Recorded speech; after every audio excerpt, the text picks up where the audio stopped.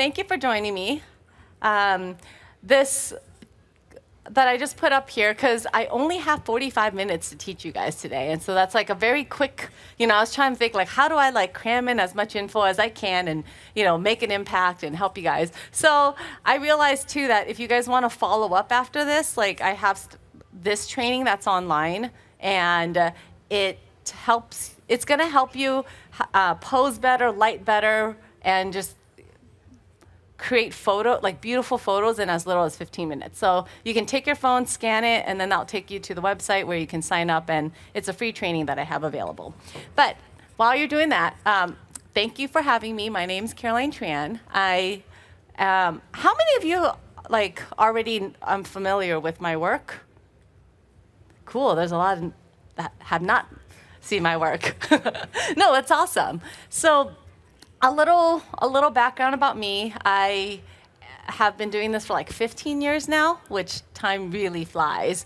I still remember when I was like in your seat, eager and hobbyist, and never thought that this was going to become my profession, because my parents would have never been okay with this if it was my plan.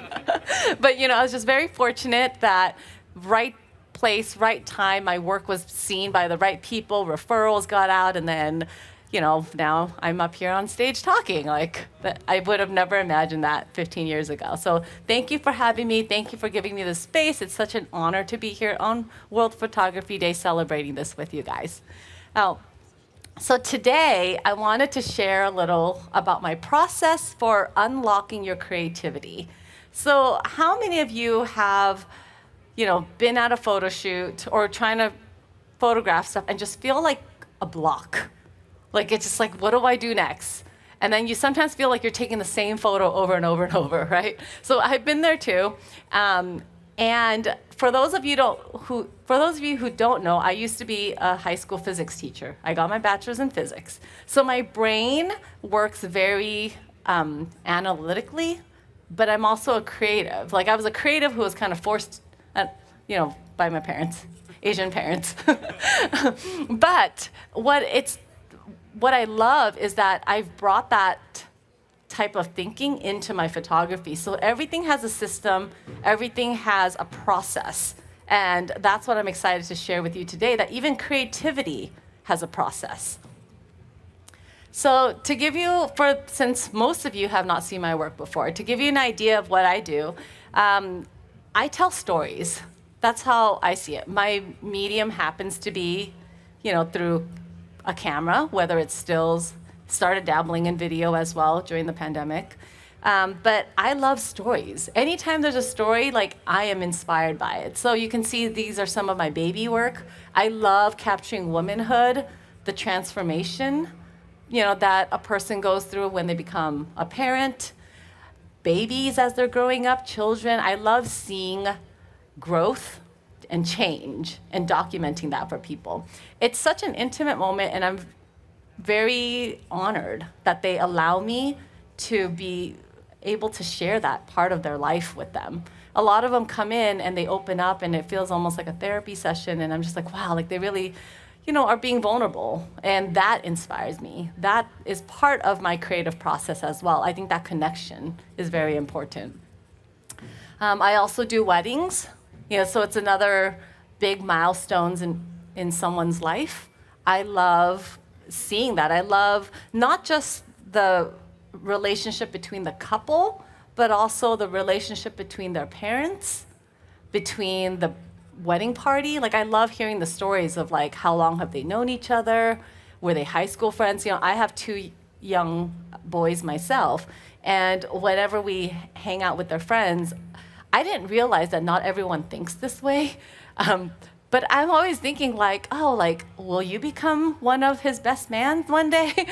Are you going to become his groomsman? And I didn't realize that not everyone thinks that way. That's because I shoot a lot of weddings. And most of the things that I do with my kids, I wonder, will this end up being in their wedding? Will this be a picture? So everything I'm taking pictures of, this could be recreated at their wedding day.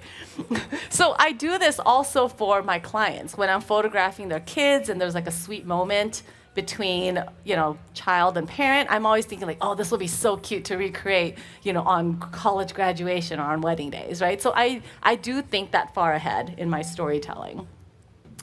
I also do like commercial and branding work. So even though a lot of these are more like inanimate objects, I still look for the stories. To me, it's like, how do I bring this product to life? And in some ways, I think it's more difficult than people because people have emotions, people have expressions, right?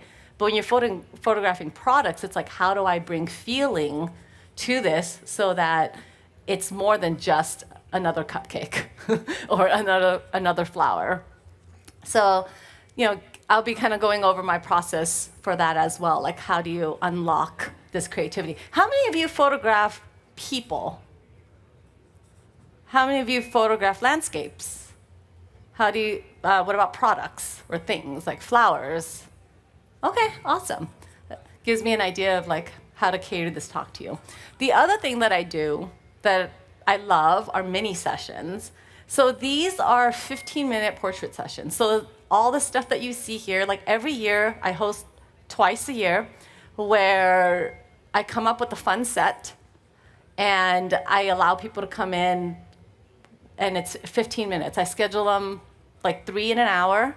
People just come in, we run through a bunch of poses and then the next party. So it's like a little marathon day for me, but it's so much fun. It's a way for them to get into these creative sets and it's very lucrative. So for anyone who wants to learn more about that, you can see me, and I'm more than happy to share that process with you. But since we only have 45 minutes today, I won't get too much into this part of it. But what I will share with you is how you'll be able to photograph people in as little as 15 minutes, because that's what usually shocks people the most. I'm like, oh my gosh, you schedule them only for 15 minutes. And yeah, like most of the time I can get the shots done in 5 to 10 minutes. So, how do you get to that point where you can photograph? Like, how many of you think you can do a photo session in 10 minutes? Yeah. That's awesome. Yeah. It definitely takes a lot of comfort and a process. So for those of you who want to learn more about mini sessions, I have that up as well. I'll give you a minute to scan that. But for today, I'm going to focus more on the creative process versus like the technical process. So this can help you with that. All right. So how do you tap into your creativity?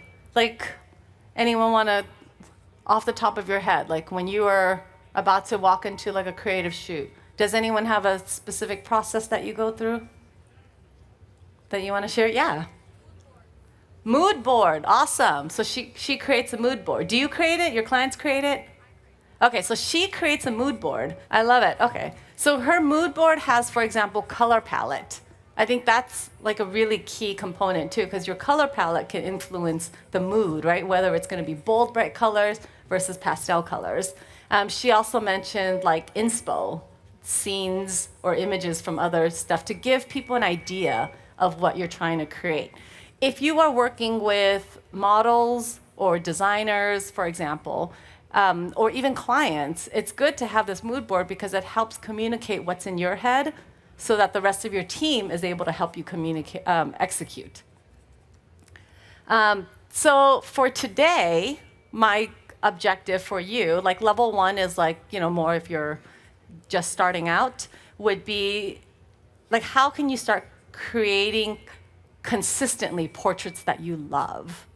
And then for those of you who are already creating images that you love, the next step, level 2, is how can you do it faster, right? Time is money, so the more efficient you can do it, the more time you'll have to do other things you love, or the more you can create, right? So that's what we're going to get into today. So today, if you have a notebook, I want you to jot this down. I want you to think about shoots off the top of your head.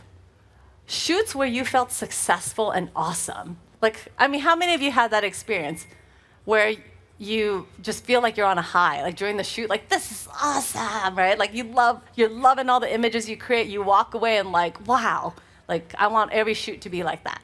So if you could, like, either write the name down of the shoot or the description, the feeling. And what did they have in common? If you could just think about that for a second. Like, can you think of the last shoot that you felt like that was just so cool? Okay. Then after that, I want you to think about shoots where you felt frustrated and disappointed. I don't need to know like what the details of what happened at the shoots, but do you find anything in common between the ones that went well versus the ones where you felt frustrated? Anyone want to call anything out? Weather, okay, yeah. When there's bad weather, that's definitely going to affect how you can perform. Right, so she was saying like if she had control of the environment or not. So if she was in a situation where it's very crowded and, things just weren't how she wanted things to be. Yeah, these are all really great points. So you know how so this was like, I started doing this for myself too. I was like, there are some shoots where I walk away feeling so like happy and makes me like, yes, I'm in the right profession. This is what I want to do forever. And then there are some shoots where like, I want to quit. Like, I suck. And so I started to think about like, okay, why? How can I recreate more of these situations that I love and less of the situations where I want to quit? How much of it is actually within my control, and how can I actually create that environment for myself, right? So this is what I realized, that there is like a hierarchy of needs for us creatives. At the very, very, like you're familiar with like Maslow's hierarchy of needs, right? It's kind of like that. But what I realized is like the very, very base is knowledge and comfort of the situation. So weather, for example, being comfortable with the weather, right? Like if it's storming outside and you're trying, you're not comfortable anymore, right? So whenever you're not comfortable, you're not going to be able to be in your element. You're not going to be able to unlock your creative potential because you are still worried about these basic needs, right? These lower level basic needs. If I was to put a camera that you've never used before in your hands, you probably would also be not comfortable, right? I mean, that's why I love, like my go-to camera is the Fujifilm GFX 100. I started with the 50S, then moved to the 100S. But that's what I love so much about it. Like, I do believe that, cameras at the end of the day are just tools, right? The real power is the person who's holding the camera, right? The person who is actually using the tool is what matters most. But the right tool can make your job so much easier. So when all the functions were very intuitive for me, that made it a lot easier for me to create because I wasn't worried about where things are. The ergonomics made sense for me. So being really comfortable with your gear, being really comfortable with the situation, being comfortable with the lighting. Anyone like had to shoot in bad light before? Now you're like fighting with the light, right? So you're not going to be able to be creative because you're worried about, to me, these are basic needs. So point is, step one, make sure all your basic needs are met. If you are shooting in a place that you've never experienced before, maybe go early and scout it out. Like for weddings, if I've never been there before, I will go an hour ahead of time on my own time just to make sure that I know the lay of the land, where to move. I like to visualize. Anyone else do visualization? I walk through the shoot mentally, like where I'm going first, next, how I'm moving with the people. And that's just to help me feel comfortable. Because once you're comfortable with your own basic needs, then you can focus on the next step, which is connection with your subjects. Have any of you worked with a subject that you just weren't jiving with? Yes. So anytime that happens, you're not going to be able to be creative too because you're struggling with that, right? I have an example for you about that. During my mini sessions, again, 15 minutes. I have 15 minutes to photograph them. They walked in, and this little girl was so shy. It was painfully shy. I walked up to her and hi, and then she just completely buried her face into her dad's chest. And I'm thinking, okay, 15 minutes is starting now. How do I? And I've never met the family before. You know, mom loved my work, booked it. And I was like, okay, I have 15 minutes to warm this girl up and make photos for them. Now, even sometimes I find like the temptation is to just start shooting. But if there's no connection, just know the photos are going to suck after. So there's no point. So what I did was I put my camera down and I got down to her level and I just started to notice the things around her. I noticed that she was on her dad's phone previously. So I got down, like, oh, like, what are you playing on the phone? And then she kind of like, you know, kind of peeked through and mentioned a game, which I'd never heard of. But I was like, oh, like, what's the character? Like, what's your favorite character? And then she started talking about her favorite game. Luckily, that warmed her up. It took about 5 minutes probably. It felt like 10 minutes. But, and then the next thing you know, she's like jumping in the set and was like super engaged. She's like, and then I'm going to do this. Okay, now mom stand behind me. Now dad stand behind me. And then we couldn't get her off the set after. But that's the power of connection, right? And for the parents, it was like, wow, this is the first photo shoot that we've done that she wasn't crying. This is the first photo shoot where she actually had fun. And I was like, yes, so now like I've secured my spot as their family photographer. So those connections are what's important. Those connections is what makes you like so special to them and why that's, photographer and subject relationship is so important. So yeah, even if you have to put your camera down, it's worth the time.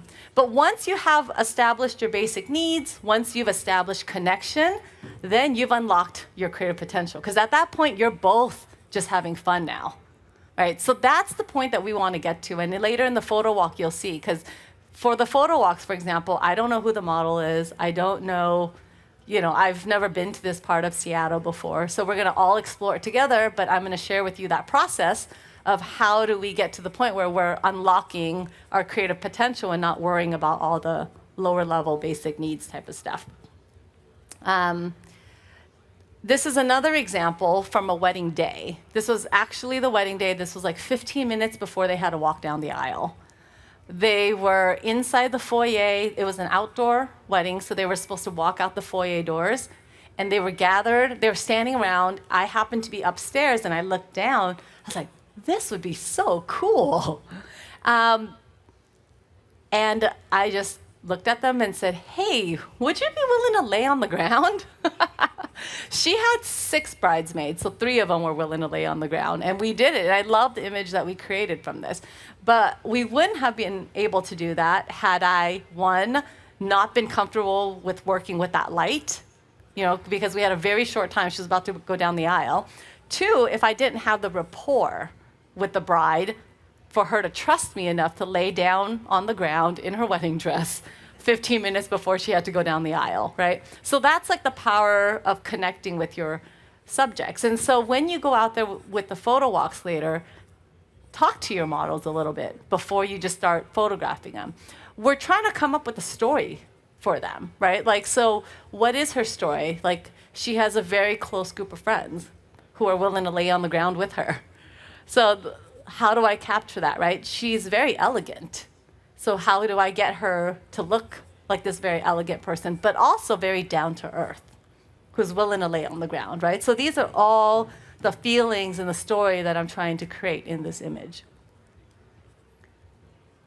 Anyone want to throw out some ideas, like what makes an amazing portrait?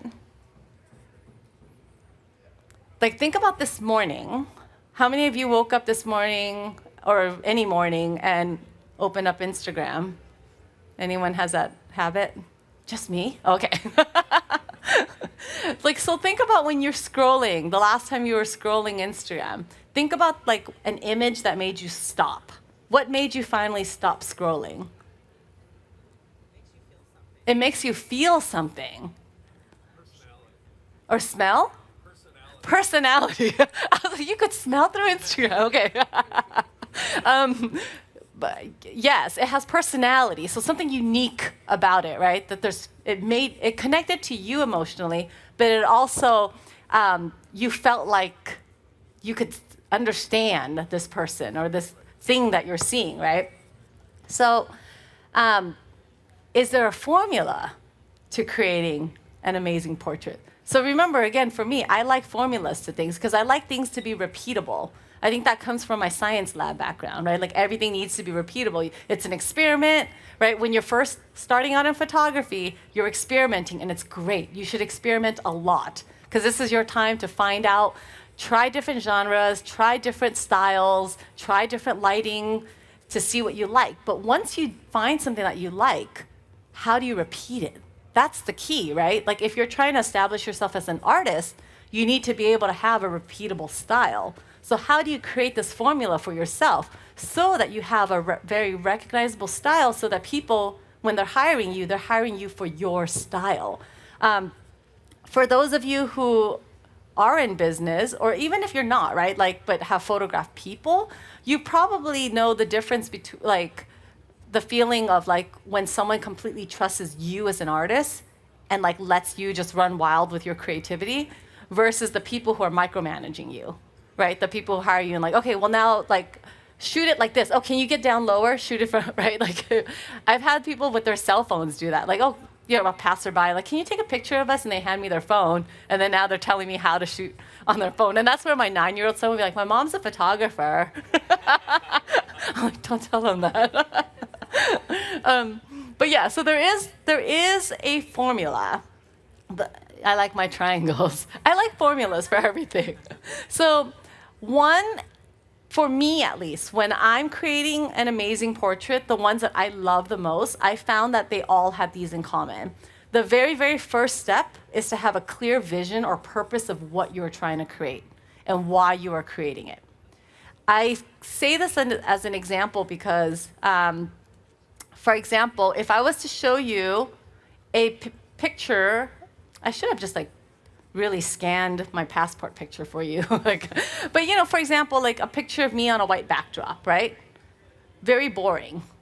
And a picture of me like in front of a pink backdrop, like, okay, if I was to ask you which one is a better picture, like how many would say the pink backdrop is the better picture? And how many would say the white photo is the better? Okay, the real answer is what it's for. Right? For passport, the white backdrop is actually the better photo. So I guess what I'm trying to say is that it's relative. Better is actually relative. The good photo is relative depending on what it's for. So you need to know what you're creating for. Is it for Instagram? Because if you're creating it for Instagram, you're going to want to go vertical because it takes up more real estate. If it's for Instagram, you're going to want to make sure it also fits within a square, because on the tiles, it's a square, right? So you compose it very differently based on that. If you're shooting it for, say, like that screen, like that wide screen, or like a YouTube, right, thumbnail, you now want it horizontal wide.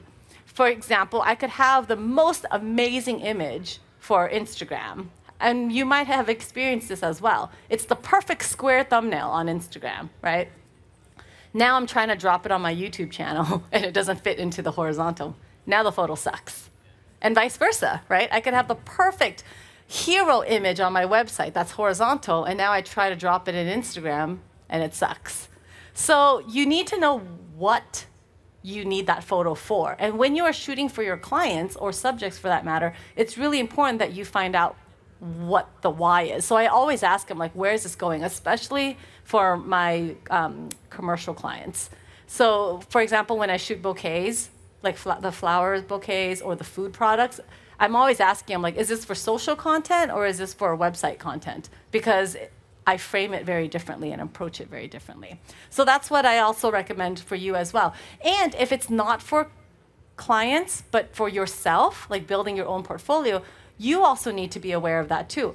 Where do I want to put this image? Is it going to be on my Instagram or is it going to be on my website? Have any of you tried to build a website before? Have any of you got stuck where the images don't fit into the website, right? So it helps to kind of, before you go into the photo shoot, know what you want to do with the photo shoot. It's, for me, like my motto is like, define success before you actually do it. So then that way you'll actually be able to be successful because you've defined it already. The second, so once you know what your vision and your purpose is, I find lighting is the next component of it, because lighting sets the entire mood for it, right? Like if you're gonna have dark, hard light versus soft, ethereal type of light, it gives two totally different feelings to it. So know what you're trying to create. And then the last one is posing and directing. So now you know what you're trying to create. You got the lighting to look how you want it to look. The last thing is now, how do you get your models or your subject to finally be what you want that final mood to be, right? So what I find that really helps with this, and this is what we're going to do when we go outside to the photo walk. It's easier to explain here as well, but I don't know what the models look like at the moment. So I'm going to have to create a story for them. So when I look at how they're dressed, it's going to either be a romantic walk in the park or an edgy walk down, an industrial building. Depending on what their style is, that's what's going to determine the look. So that's where like that posing and directing happens, because if you're having them do a pose that doesn't match what they're wearing or their personality, then it just looks like a mismatch, right? So these tips that I'm giving you here is basically how you're going to go beyond just a pretty photo. Like, how can you do more than just a pretty photo? Something that actually moves people. A photo that tells a story, it captures a legacy that actually will make people stop scrolling when they see that image. So the takeaway that I would want you to get from this is that there's no right or wrong way to create a portrait. Because it's really why you created it. And as long as, success is when you achieved your vision and your clients, if you shoot for clients, right? But there's no right or wrong way, as long as it's what you had wanted or what your clients had wanted. And the other thing is, know that not everyone may like it.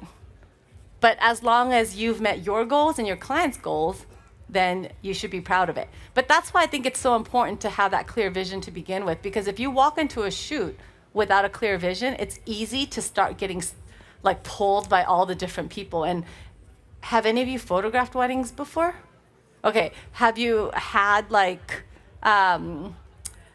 the know-it-all uncle that tries to tell you how to shoot? Or the bridesmaids, that's telling you how you should be posing them instead, right?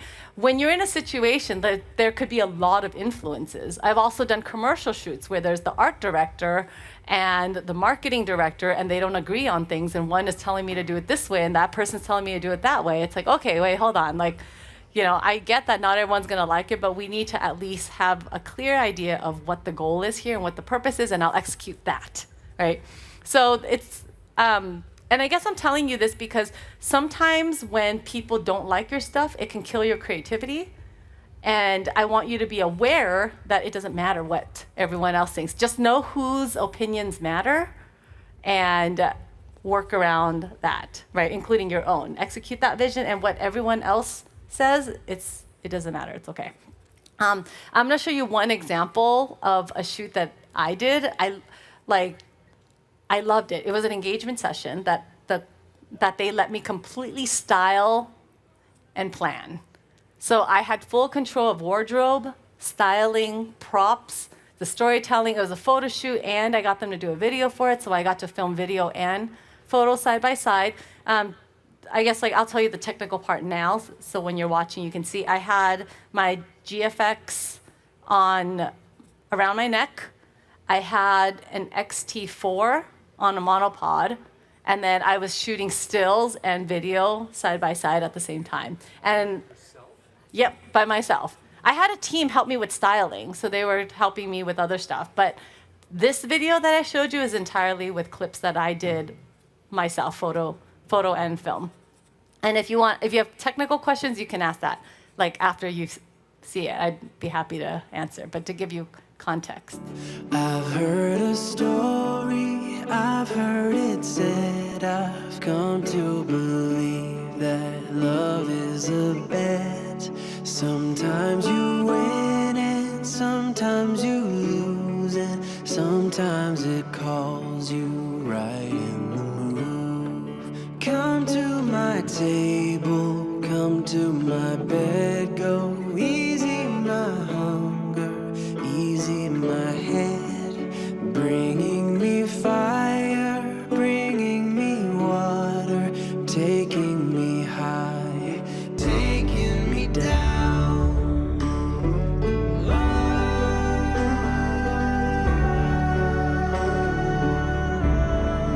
Taking me down.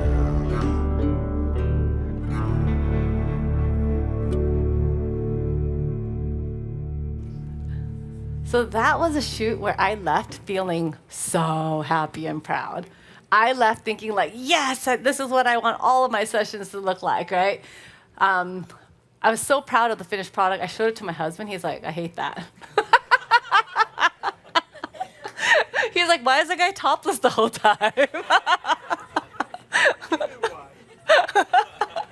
So that's an example of not everyone's going to like your work, and it's okay. But again, it's like, what's the purpose, right? The purpose, I put together this with the client. They love the idea. It's not for everyone. Not every client's going to, love the idea of this. I've done other variations of them, like where the guy kept his shirt on.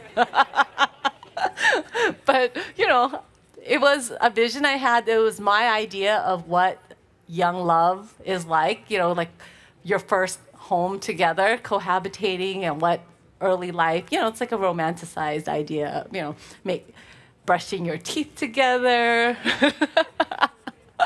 and making breakfast together, right? Like, yeah. So I had fun creating that. And a lot of that is because, like I said, I was able to get all of those foundations lined up for me so that on the day of the shoot, I only had to worry about making my clients comfortable and getting those natural emotions out.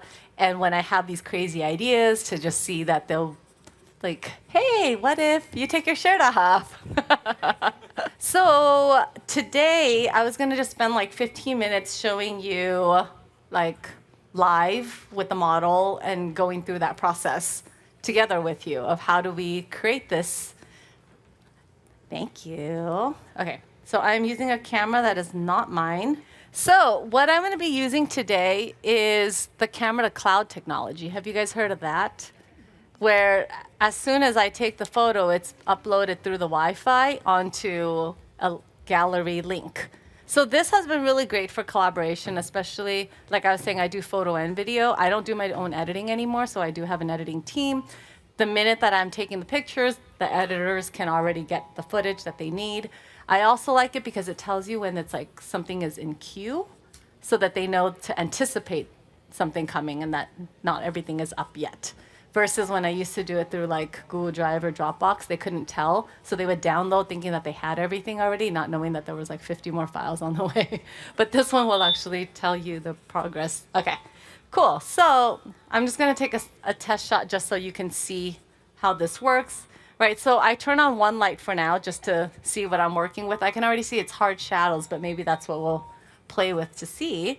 Camille, let me have you turn that way a little bit more. Yeah, and then turn your face back and look at, beautiful. How about look at your shoulders? Awesome. Okay, so I have at F2, let me dial down the ISO. All right. It's always fun when you're using a camera you're not familiar with, right? Beautiful. Come away from the wall. I'm gonna try to separate her shadow out a little bit. Okay, so that one I showed you how there's still the shadow. Beautiful. Okay. So like I said, step one in the creativity is figuring out the lighting, because once I have it set, then we can really start playing with the posing. But you can't play with the posing if the lighting sucks, right? So the mood that I'm going for her, well, first of all, what's the purpose? The purpose of the shoot, we can make it up, obviously, because it's our own thing, right? It could either be a fashion shoot for the dress. It could be pretending that we're shooting for a dress designer. It could be headshots. It could be like headshots for Camille. Let's make up a profession. Let's say that she's a architect. I love it. She is an architect and looking for lifestyle. She's going to create a new website, and she is an approachable architect. She loves to do residential, and people hire her because she is able to bring personality into the builds. Right? Okay. But you have to, like, I literally make up these stories in my head when I'm shooting because otherwise I don't know what direction it's going. So that means that we're going to be going for something professional, but also approachable. Casual and approachable. Okay. So we got a little bit more light going on her right now. And it's a little bit bright, so I'm going to dial down the ISO even more. Okay.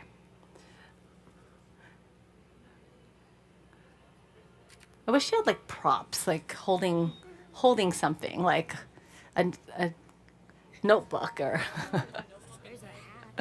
Yeah. Thank you.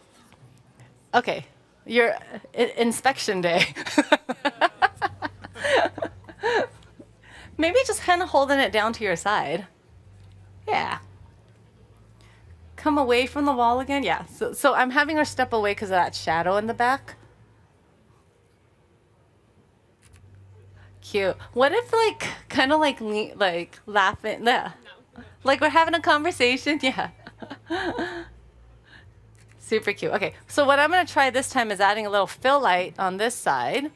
Because if you've noticed like the shadows, that's really cool too, right? It's a different type of look. But, okay. Let's dial down the ISO even more.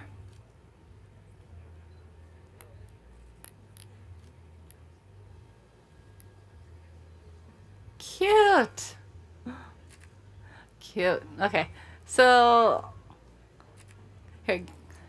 Oh, I like that. And then like look up right at me, like beautiful. And then how about ooh, that looks good. I was like, oh, if only she had like glasses or something, you know, like it's I love it. Okay. Oh, see, but look at the genuine smile that we got from that, right? Okay, I'll take the notebook from you. Thank you. All right. How about we change this to, we change the narrative to we're shooting for the dress. This is going to go on the next catalog. I have fixed lens. Two-legged zoom. All right. So beautiful. I love it. She's showcasing the dress really well. Play with your hair. I love your hair. Let me have ya. So if you notice when she raises her arms, like the shadows, her arm starts to cause some of the shadows. So let me have ya. If you're gonna, whichever arm you decide to raise, look towards that light as well. So it's like, yeah. Actually, look towards this light. Yeah. Can I have you try like maybe, like, yeah.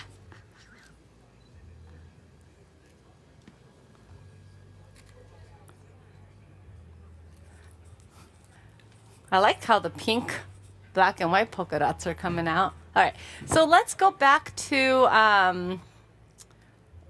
like maybe, how about lawyer? She's, this is gonna go on a billboard on the side of a freeway.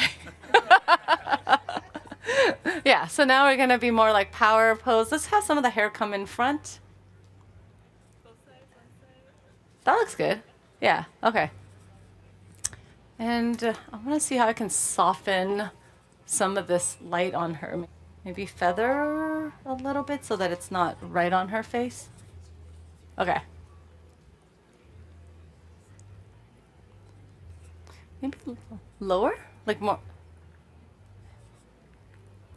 That looks good. And then let's have, hold on. Turn your head towards this way.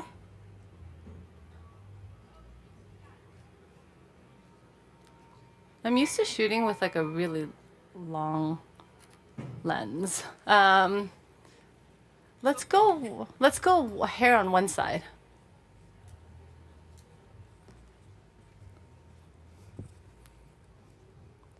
How do you dial this down? Let's see. Dim. Is it dimming? I think so. These are light panels, by the way, if you are wondering. And light panels also has some free swag up here for you guys that you guys can grab later. Okay.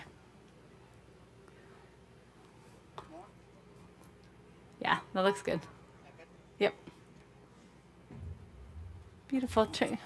Yeah. Gorgeous. And then give me a little more. Yeah, there we go. I'm creating more shape in her body because otherwise it looks very blocky. But maybe I should have taken the blocky version so you can see that too. So arms a little bit down. Yeah, there we go. Gorgeous. Shake the hair a little bit. Yeah, there we go. Cute. We went back into more fashion-y. Okay, so this time now, I love the shape that you have there. Now give me like...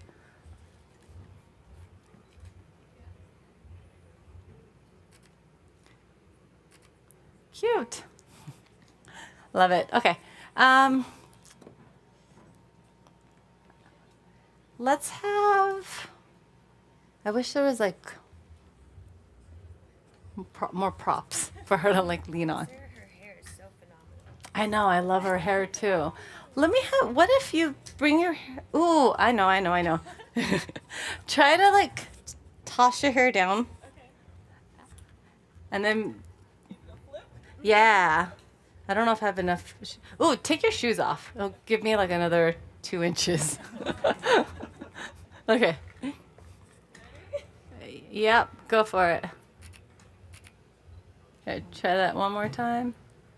Okay. Okay, one. This time I'm just going for Instagram content. Cute. And do that again.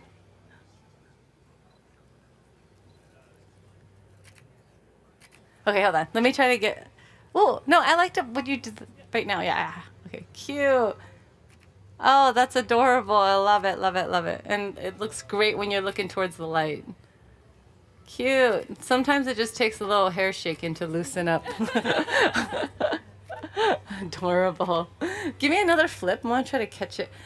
Are you comfortable enough to like this? Only because then it gives me a little bit more space. And let's move the shoes completely. Okay. No, you're fine. Okay.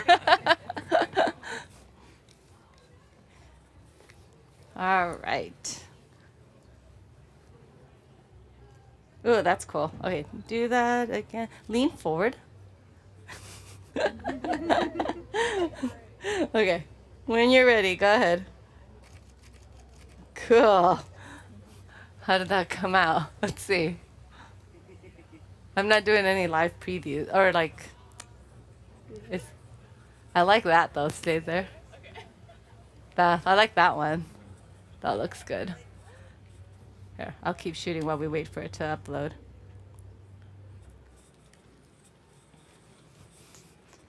Yeah, kind of like lean into. I think it's maybe switch legs. Yeah. And like, yeah. Cute. Give me a big laughter. Cute. Love it. Okay, relax for a second.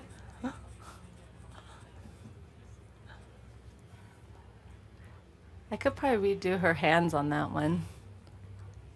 I like the flip. Go back to the flip. Let's see what we can do different about that one. This one? Yeah. So her hand, I think this looks uncomfortable, so maybe redo it with her hand face down instead. And then the leg, I'm not sure if I'm loving the leg. What if, how are your knees? I know the floor's really hard. Okay, so yeah, so this time I like the way it looked, but maybe just having you a little more, looking more comfortable, because I know it's not that comfortable. But if maybe like sitting on your shins. Yeah, and then hands on your thigh. And then we'll try this one again. Yeah. I it's either that or like this, but I don't know with the dress if that works. Okay. No? Yeah, do that, but like turn your knees that way. Try that. Even more? Okay, yeah, yeah, yeah. And then we'll try the flip again. All right. When you're ready, go ahead. Oop.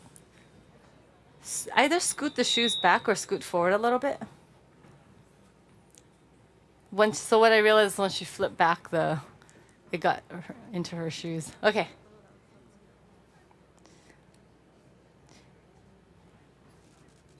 Oh, that's cool. Okay, so do that again. Okay. Cute. One more time. Okay, 1, 2. Cute. All right, let's see how we did. That's fun. Do you like the shadow? Maybe we could try coming forward a little bit more. Yeah. Okay, let's try that. Oh, here, just look here again. That was so cute. Okay, now try the hair flip.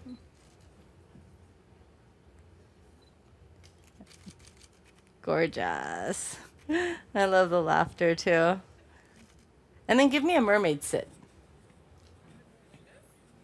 Yeah, but yeah. Yeah. And then now roll onto the hip. Cute.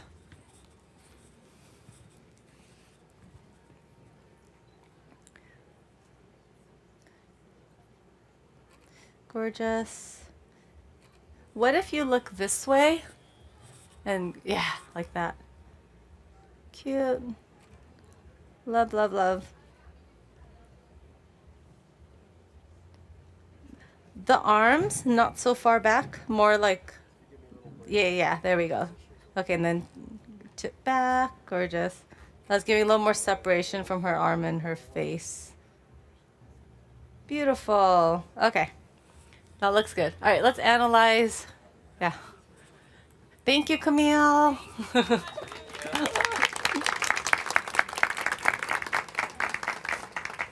All right. Okay, perfect. All right, I get to look at these now. So you can see, like, what you got to watch was me literally like struggling through a shoot, like, meeting someone for the first time, dealing with the lights, like that I've never used before, right? So what did I have to do? I have to figure that out. Like a camera that's not mine, lens I never used before, lights I've never used before, that I never met. So if you look, like my base was completely not covered at the time, right? So it's like, how do I do it with a smile and fake it so that your clients don't realize that you don't know what you're doing? And then you figure it out real quickly. All right, like what I do know about my camera, how do I apply it to this? Okay, I know where all the settings are now. Lighting wise, right, where do I place them? Where are the dials? Okay, got that done. And then you can see like the first couple photos that we took were really stiff in the beginning. Right? And it's okay. Sometimes that's part of the process as you're, working through and you're trying to find out their personality. And this is like realistic of what happens when someone walks into your studio and you don't know who they are yet. So you start off with very generic portraits.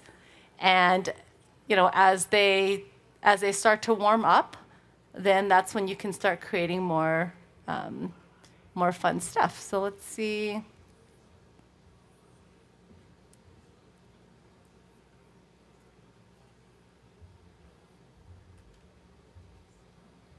Like, I like that one.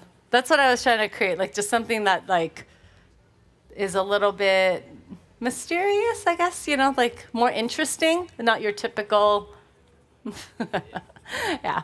But I think that puts me right at my time. But thank you all. I hope you. Oh, wait, I want to take a selfie with you all.